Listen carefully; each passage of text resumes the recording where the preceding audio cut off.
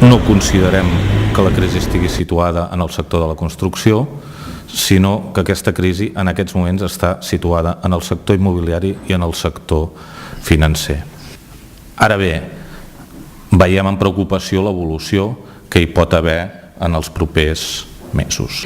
En un primer moment els que van ser expulsats del mercat de la construcció primer eren els immigrants, que tots sabem que alguns tenien papers i altres no, aquests eren els primers. Els segons, els immigrants, i ara ja tenim treballadors autòctons que ja estan sortint del mercat de la construcció.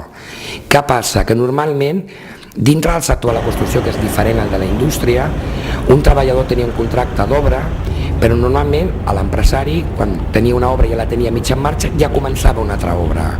Llavors què passava? Que normalment el treballador acabava una obra, però automàticament el dia següent ja començava amb una altra del mateix empresari o d'un altre, però en aquest món al final es coneix tothom. Què està passant per lo que deia el Camil? Amb el tema de la crisi financera, amb el tema dels avals i dels crèdits, els empresaris tenen por i no volen, fins que no acaben una obra, no volen arriscar-se a començar una altra. Llavors què ens està passant?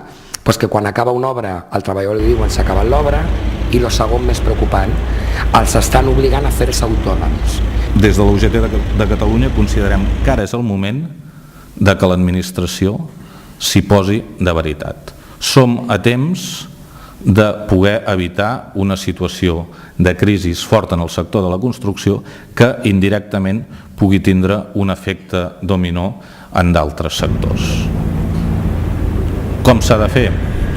Considerem que per damunt del que seria ampliar o accelerar processos d'obra pública en carretera, cal prioritzar l'habitatge que genera més ocupació que no pas el ciment estricte, i en aquest sentit la proposta que situem de manera clara al Govern de la Generalitat és que considerem que cal avançar l'execució de l'obra del Pla Nacional d'Habitatge. El Pla Nacional de l'Habitatge, agafant una dada del Ministeri de l'Estat, situa que per la construcció de cada vivenda es creen 2,3 llocs de treball. Si agafem el Pla Nacional de l'Habitatge, que en 8 anys ha de fer 250.000 habitatges de venda d'obra nova, podem estar parlant de la creació de 365.000 llocs de treball. I per tant creiem que s'han d'avançar i que no s'han de fer en els 8 anys previstos, sinó que s'han d'avançar d'una manera sectorial i territorial adaptat a aquelles zones que estiguin en una situació de crisi més forta.